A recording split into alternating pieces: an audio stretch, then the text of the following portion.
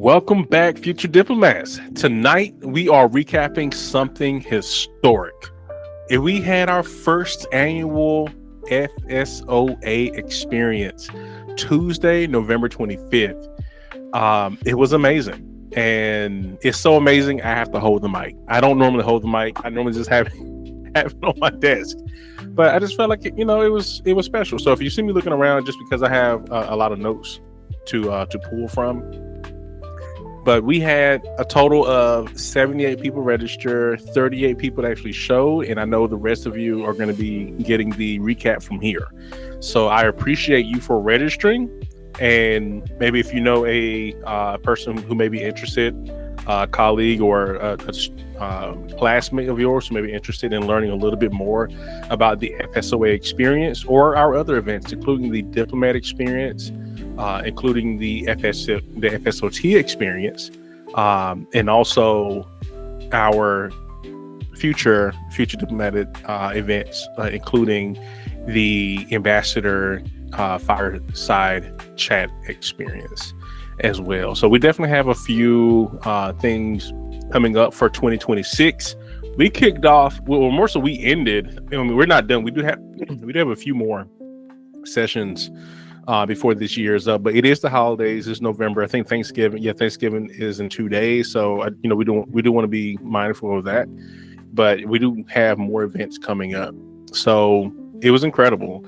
To protect, as you know, we don't record these events because we want to protect the panelists. There is an NDA, and I will say that even for those who may be watching, who may be ready to come and try to hurt us, if you're there, you will know that they know they have an NDA. I know they have an NDA, and the people asking the questions know they have an NDA as well. So nothing was violating as it pertains to talking about specifics. Nothing at all.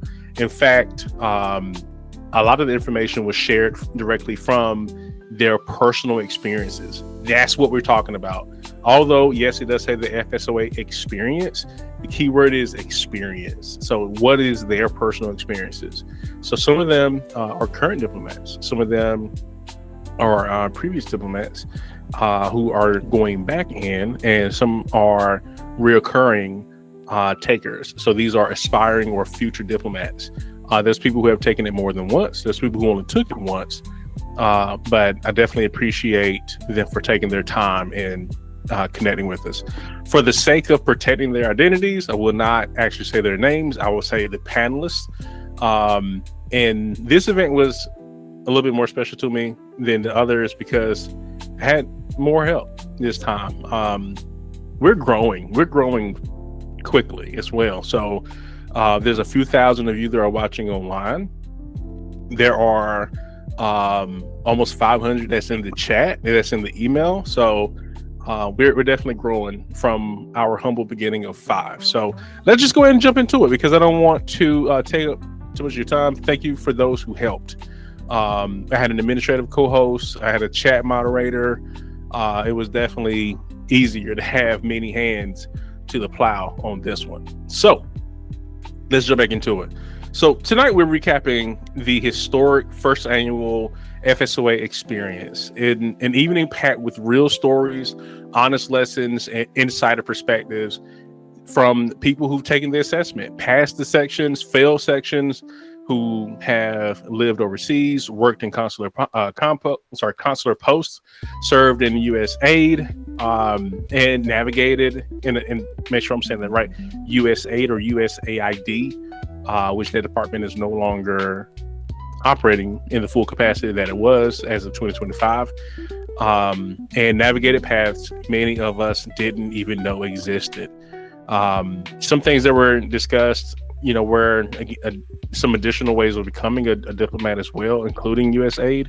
But there, we'll just go over what we have. So whether you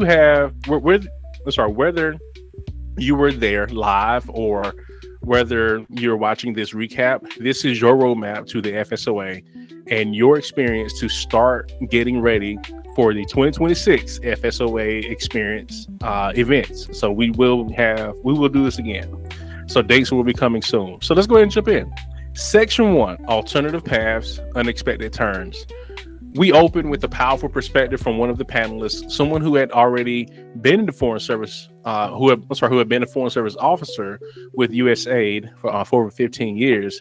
They explained what it meant to turn down a State Department FSO offer some years ago due to a significant pay cut, and how sudden elimination of the USAID department in 2025 changed everything. Their message was honest, grounding. Sometimes you make the best decisions you can with the information you have, and sometimes life throws you a curveball later. That moment set the tone for the event. There isn't one path to diplomacy. There are many, and they're worth talking about. And yes, we will absolutely we'll be bringing more diplomats back to discuss all of the lesser known entry points. So stay tuned for that event. Section 2. So the Consular Fellow spotlight and passing on the first attempt. Our next panelist, currently serving abroad as a Consular Fellow, shared their story of passing the FSOA on their first try, all while working full-time in the consular section, managing duties in 2 countries, raising children, navigating the lateral entry program, or the LEP program. Their message was powerful. It was extremely challenging, but the right preparation and the right mentors made all the difference. They've served on every FSO panel, every panel that we've had in the Future Diplomat Society with us so far, and their consistency is a big part of why this community has grown so confident. Their transparency gave everyone in the room permission to believe. It definitely is a safe space, and what was stated is, if they did it, maybe you can too. Section 3, understanding the FSOA, the 3 components. I walked everyone through the structure of the assessment. And before I even continue, there's documents directly from the State Department that I'm going to put in the chat. In the description of the video. So you will have what everyone else had as well. We're not gatekeepers at all. So definitely look out for those in the description. So the case management exercise, the group exercise, and the structured interview. We shared the official Department of State guides, and I announced that starting in 2026, we're increasing our case management simulations. So we're probably more than likely to do them every other month because exposure matters. Section 4, case management, the toughest section, confirmed by everyone. One panelist broke it down clearly. It's not an essay. It's a 1-page, direct, succinct memo. And we, on this channel, we covered bluff style writing. But what was also stated is that the State Department is, again, not gatekeeping as well. They're telling you exactly what they're looking from you, and that is plain writing. I'm going to make sure that we include some information about that as well. So bluff style writing can help. Again, and I've shared in other videos that it's not the way, it is a way. Bottom line up front is what it stands for. But I will make sure I look for the plain writing memo information as well. So you are given a document, and again, this information is public, so I'm not sharing anything that can get anyone in trouble. You're given a stack of documents, actually. Emails, charts, cables, graphs, data, and your job is to sort the relevant from the irrelevant, identify distractor information, synthesize, recommend a solution, and write cleanly, quickly, and concisely. The overwhelming consensus: time is the enemy. Another panelist openly shared that despite practicing heavily and finishing on time, their memo quality suffered from speed, and they didn't pass the section. And another panelist emphasized on of everyone they knew, most people feel case management. It is historically the hardest part. So if you struggle with writing fast, if you struggle with skimming, if you struggle with analytical charts, start now. Section 5, Group exercise, diplomacy, and action. The panelists shared how the group exercise clicked for them and might be the most approachable part of the test when you understand the goal. You're not there to win. You're there to help the group reach consensus. Strategies shared were volunteer as note taker or timekeeper. Bring quiet people into the conversation. Recommend criteria when the group gets stuck. Advocate for your project early and then shift when the project moves. Avoid arguments. Avoid hijacking. Avoid letting others hijack. And remember, if the group doesn't reach consensus, the entire group fails. Another panelist said they approached the group exercise like a mediation session: professional, diplomatic, inclusive, and assertive when needed.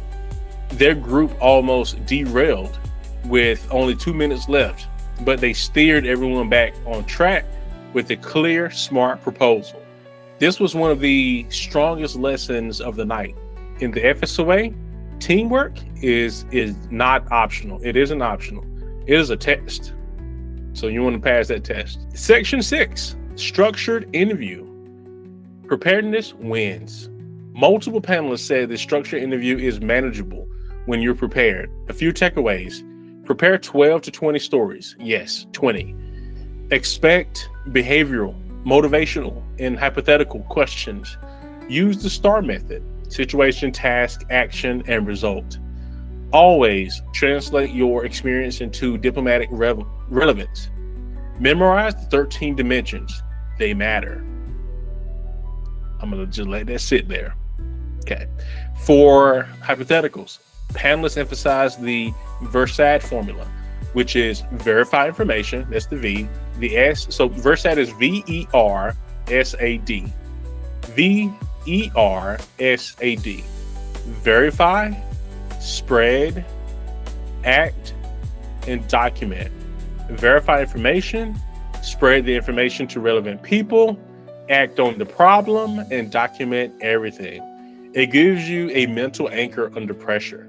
Another panelist said the hypotheticals were sometimes surprisingly simple, which made them feel like they were traps.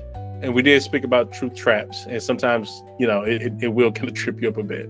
Others said the scenario questions were much longer than expected. A major tip: ask your friends or colleagues who work in diplomatic or consular roles to walk you through real life scenarios. It changes how you think. Section 7, curveballs, mindset, and staying present. One panelist talked about getting hit with the curveball during the group exercise, sudden instructions from the testing official, and how they initially missed half of it because they were mentally stuck in the previous task. The lesson here: be ready to redirect your attention immediately. Stay present, stay flexible. Another panelist said their downfall was over preparing, trying to perfect everything, which slowed them down under pressure. Section 8, notifications, scheduling, and preparation windows. From the Q&A, some received invitations 10 to 12 weeks after the FSOT. So the FSOT was this past October, so right about 3 to 4 weeks ago. So yeah, we're anticipating maybe, I guess a month and two. So a month and a half from now, people will start getting their invitations. Others in special programs bypassed the FSOT entirely. Most had about 1 month between notice and case management exam. Key advice: start preparation the moment you get your FSOT results. So most people should be getting theirs maybe by the end of this week, if not the beginning of next week, hopefully so. I think it took me about 4 weeks to get mine last year when I took it. And if writing or reading is a weakness, start even earlier, right? So section 9, closing thoughts from the panel. One panelist left everyone with encouragement that hit home. If I did it, anybody can do it. And I really mean that. Another participant jumped in to say how helpful these sessions were and how the general knowledge questions challenged and inspired them. We ended the night with gratitude, teamwork, and a reminder. The journey to becoming a diplomat is hard, but it should never be lonely, not anymore. Which is a good invitation for you to join the Future Diplomat Society. It is free. It costs nothing for you to join our group chat. You get access to a free account in a free practice test on the FSOA.com. And also you get access to our weekly calls, which you will be able to join. Some of them are recorded, some of them are not. So stay tuned for those. The link is going to be in the description. It's going to be a Google form. Register now so you can get your place. I know, and I'll just leave you with this. My FSOT journey was very lonely. I know a lot of people were, and it's not just my thoughts. There's a lot of people who said the same thing. So this group has really, for people who seek community, for people who look for teamwork, for people who are looking to not do it alone, this is for you. So here's my reflection. 3 years ago, studying for the FSOT, as I stated, it was a lonely process. No roadmap, no mentors, no community. Just guessing my way through a world of diplomacy and old resources.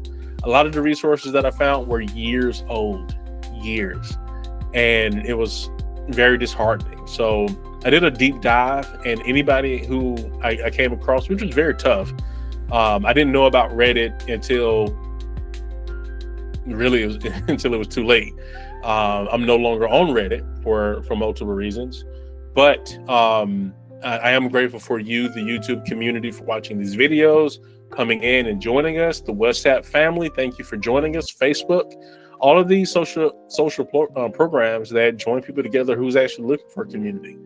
I gained a lot of resources from them, and I shared some that I found, and we started sifting through what was just kind of old and outdated, and we were left with some really great finds. So we are preparing that for you as well. So I'm grateful for the community.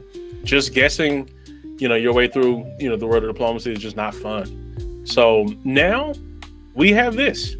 Thousands of future diplomats studying virtually together if you're watching this video, and hundreds who are in the chat, supporting each other and lifting each other up towards what used to be called A100, which is no longer called that. We just learned that it's actually called something else. So stay tuned for that as well. To everyone who attended the first annual FSOA Experience, you made the history with us. And some things that I'm going to make sure I share with you in the chat are some things that I personally took away is the VeriSign formula. So, verify, spread, act, and document. Some other things was the State Department, some qualities that they're looking for, which are those 13 dimensions. We also learned a little bit more about Government Accountability Office. So that the GAO, that was something interesting, and plain writing. So we're going to be diving into that as well. So if tonight taught you anything, is this: you can pass this. You can prepare for this. You're not the first one, will not be the last one. You can become a U.S. diplomat, and you don't have to do it alone. The call to action for 2026, we're going to do it again. This is our first annual. So the Diplomat Experience was a success. I'll make sure to leave a recap for that video as well. The FSOA Experience, we just recapped here. We had the Diplomat Experience with current diplomats. It was a wealth of knowledge. Maybe one day we can have it in person. Do me a favor, leave in the chat if you're watching this on YouTube. Leave in the chat if you would be interested in showing up in person to an event where you can learn directly from these individuals.